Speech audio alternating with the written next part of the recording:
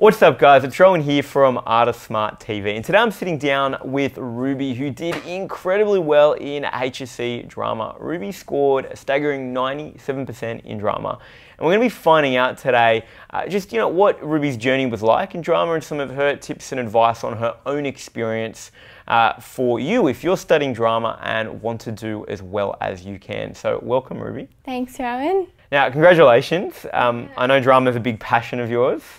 Tell me a little bit about the journey. I mean, when did you start studying drama at school? I started in year 8, I believe. Well, in year 7 we had like a year 7 musical, and up until then I hadn't done anything sort of drama. I'd kind of avoided that, to be honest, but yeah, I just had a go, got a role as Jack from Jack and the Beanstalk, and then that was really the start of where I decided I really liked, being on stage and performing and getting into a role. And so yeah, doing those, having those small electives. And so you did electives in 9 and 10 as well? Yeah. And then you took drama for HSC? Yeah. Now, what advice would you have for students reflecting your own journey that you think helped you do as well as you did for drama? Well, my teacher definitely mentioned that the students usually always go really well on like the performance side of things, but often it's like the essay part that gets them, although we don't like the theory in drama and we just kind of want to push it to the side. We don't think it's important, but it actually was really important for that ATAR mark. And up until my senior years, I hadn't really considered how am I preparing for this essay, and what can I do to go well in this subject and not go poorly purely just because I hadn't worked on the essay side of things. So then not ignoring the essay is important. Yeah. What did you do then to get better at the essay component? Yeah, definitely sending in drafts. My teachers would often have homework or set questions that was kind of like, you don't have to, but you can. So I'd definitely say take up those opportunities, and even, if a teacher hasn't asked you to submit a question, find those past papers from online, and especially reading the question and knowing exactly what it's asking you was really important, and knowing that it's quite different to an English essay as well. That was something to get your head around at the start for sure, because it's really about bringing the practical experience onto the page. But submitting those drafts and getting that feedback from my teacher, looking at past responses that did really well was when you have no idea how to answer something, having that there to be like, okay, this is what a really good essay looks like, how can I get there? So feedback loop, really important, model responses to sort of learn and get inspired from. Yeah. How early did you start writing these practice responses and doing that? What part of the year did you begin that journey? Yeah, it was probably around term 2, I think, that we started breaking it down rather than doing whole essays, but even just looking at, the introduction. How do you write a really good introduction? How do you write a really good first paragraph? Because I think some of the assignments as well, you do have to write essays for those.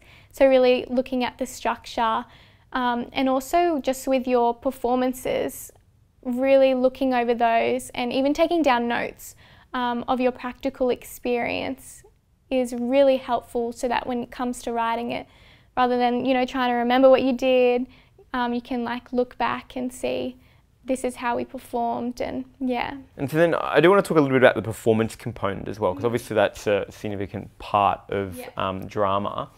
How did you sort of create your performance? What was involved in that? Yeah, definitely a lot of brainstorming at the start of year 12, and kind of looking at different monologues and different ideas or different characters of what could I be interested in. And I originally chose a poem, actually, a free verse poem, which I turned into a monologue.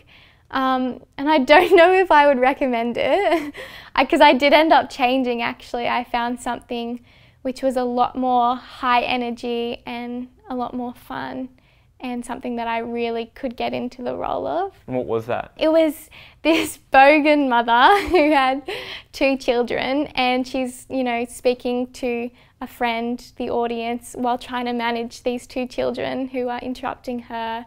And it was really, yeah, a reflection of like life, and it was really comedic. So definitely having something that you really can enjoy, and even though, you know, don't necessarily connect to, but thinking about the character and their motivations. And that sounds so far from where you started. Yeah. So did you feel any sort of nerves or a bit of anxiety before you had to do your you know, your performance for the HSC? Yeah, I think definitely I always get a bit nervous. I think that's fairly normal before a performance, but it's good when you have, or you're in a classroom, you know, everyone else is doing the same thing as you. And yeah, it's again just having done all that practice at home, whether it's in front of a mirror or in front of my parents, or videoing myself and looking back, to really, you know, even get critical and see how I can improve things, and getting feedback from my teachers. That on the stage, you know, my teacher even mentioned, you know, if you mess up, you know, some people just blank and trying to remember the line, but if you can know your character, you can just improvise as well. And, you know, the panel members, they're not going to know like your lines or the script. So yeah, really just getting into that character for sure. Cool. And so that helped, just it sounds like the practice you did and really getting to know, in this case, because you had a character, it sounds like that really helped manage the stress and the bit of the anxiety that came before, which is really great. Yeah. What were you doing in the final prep for your HSC exam? Practice essays. I think I had like a week between my second last exam and drama, which was my very last exam. So there was quite a lot of time, and although what's important is that although you have a lot of your subjects are a lot sooner, not to neglect drama until the end. Still important to do those small like questions or practicing up until that essay. And so really doing those past paper responses was the biggest thing that was really helpful in just preparing me. Also flashcards and like memorising specific quotes from the play, and making sure that I could pull things out of different performances that I'd done in the past as well. Any final tips or advice for HSC drama students? Drama's a bit of a tricky one with that final essay, but definitely putting in the work throughout the year and starting those practice essays sooner and getting that feedback is so important as well. And with that practical component of your final major work, you know, because some people do a script as well, or do a costume design. And if you can really find something that you're really passionate about or you enjoy doing, then it's not going to feel like a chore. It's not going to be as painful. But just, yeah, having something that you really enjoy. I think drama is a great subject for that.